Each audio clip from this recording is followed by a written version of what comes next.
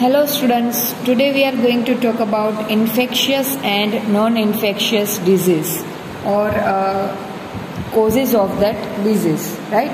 So as we have seen, it is important to keep public health and community health factors in mind when we talk about causes of disease, right? Because in case of causes of disease, this both the factor will matter. We can take that approach a little further. It is useful to think of the immediate causes of disease as belonging to two distinct types.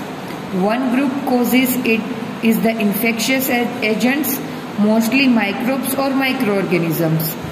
Disease where microbes are the immediate causes are called infectious disease. And this is because the microbes can spread in the community and the disease they cause will spread with them. So basically the types of disease we can divide it into two types, that is the infectious and non-infectious as per the causes of the disease.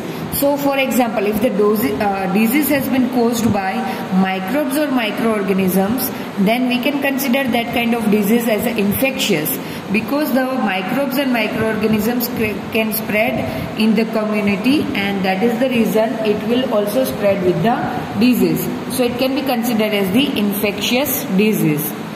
On the other hand, there are also diseases that are not caused by infectious agent.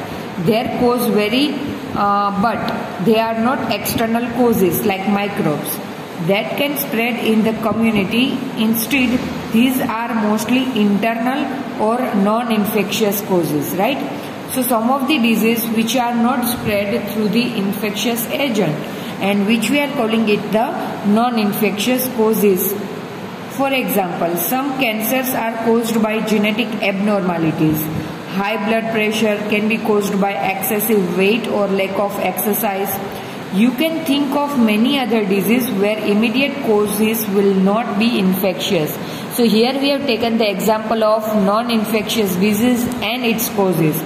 So see, cancer is a non-infectious disease and cause of the cancer may be abnormality in genes, right? Then after high blood pressure, it is also non-infectious disease because cause of this disease would be a lack of exercise or heavy weight, right? So this can be considered as the non-infectious disease because its cause are non-infectious.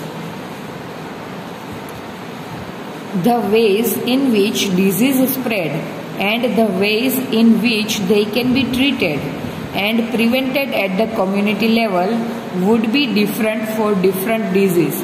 Obviously, the prevention and its treatment would be depend on the types of disease, right, and its causes. These would depend a lot on whether the immediate causes are infectious or non-infectious. It means prevention and treatment of any disease will depend on the causes, whether the causes is infectious or non-infectious. Now let's start with the infectious disease or infectious agents.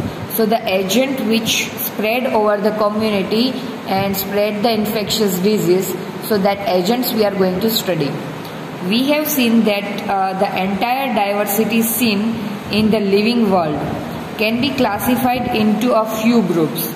This classification is based on common characteristics between different organisms, and organisms that can cause disease are found in a wide range of such categories of classification.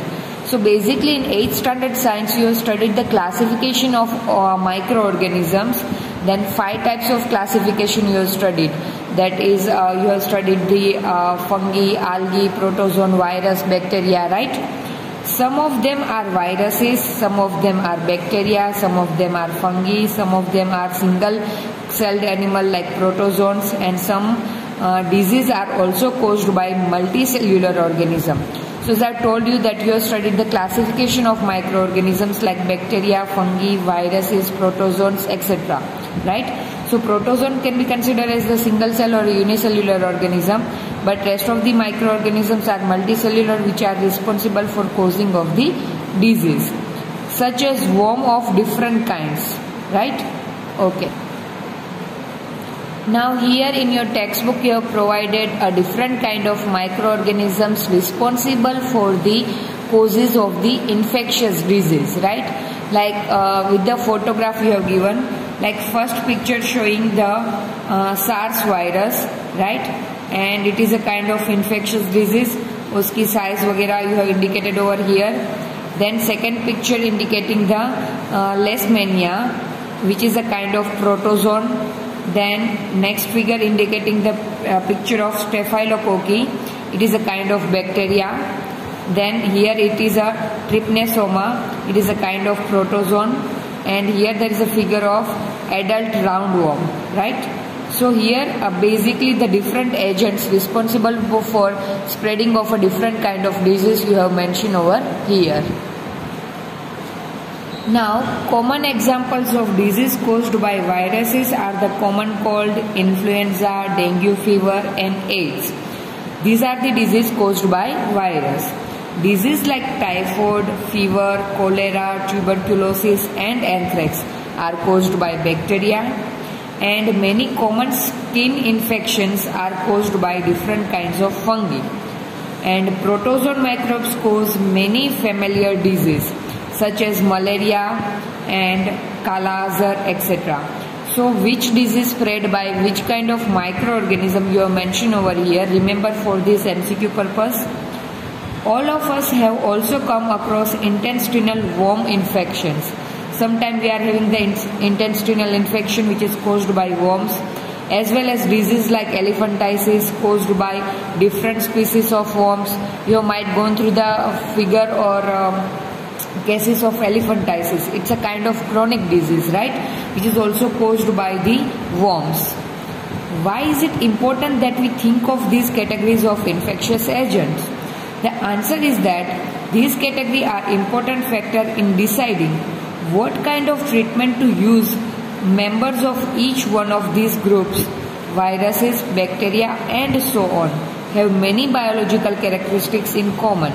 So why we are thinking about these infectious agents? Because once we get to know that disease is caused by which kind of infectious agent, then we can take the proper treatment according to that. All viruses, for example, live inside host cells, whereas bacteria very rarely do. So as I have already explained you that viruses go inside any living organism's body, and in that they will grow and live, right? But bacteria will not do that. It will rarely do that.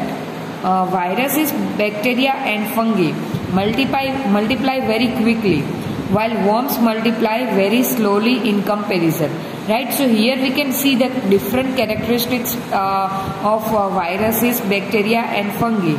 As per they are possessing the different characteristics, so the treatment for that is also going to be different. Now taxonomically, all bacteria are closely related to each other than to viruses and vice versa. तो अगर हम उसकी taxonomy study करें, it means we are going to study its classification and division, then we will find that bacteria and viruses, bacteria are closely related to each other than viruses, right?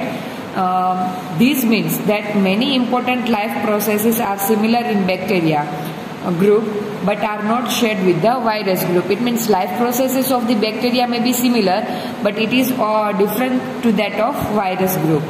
As a result, drugs that block one of these life processes in one member of the group is likely to be effective against many other members of the group. It means if we are having any medicines which stop the life processes of one of the bacteria, then it might be useful for other kind of bacteria because they are possessing the similar kind of life process. So if the drug will able to stop the one kind of life process, then it would be effective to the other group also.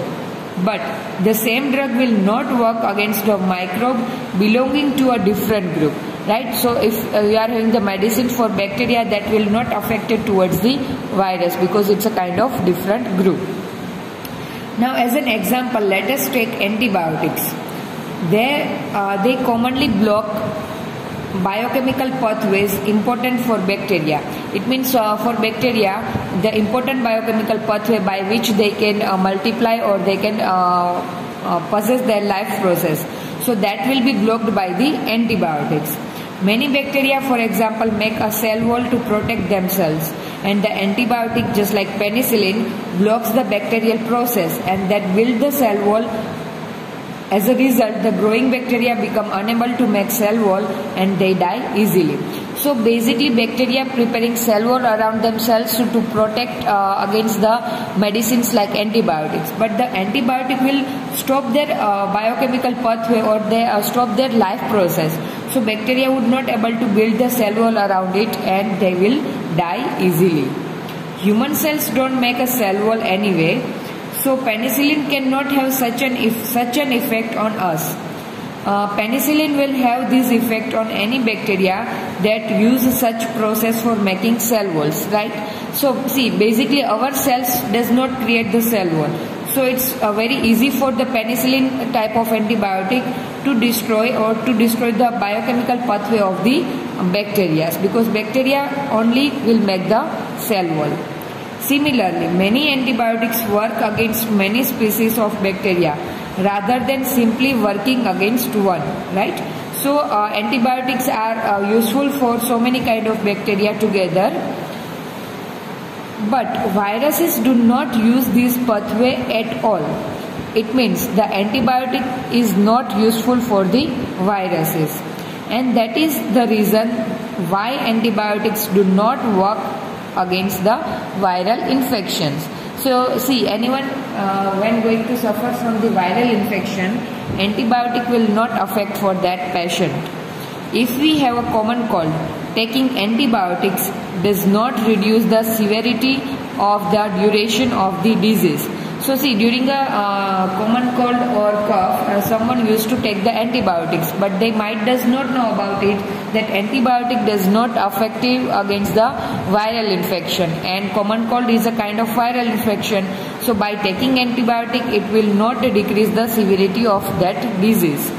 However, if we also get a bacterial infection along with a viral cold, then taking antibiotics will help, right? With viral infection, if you are having a bacterial infection also, then you can take the antibiotic. Even then, the antibiotic will work only against the bacterial part of the infection, not the viral infection, because as I told you that antibiotic will not work against the viral infection, because the life process of viral infection will be different as per the bacterial infection.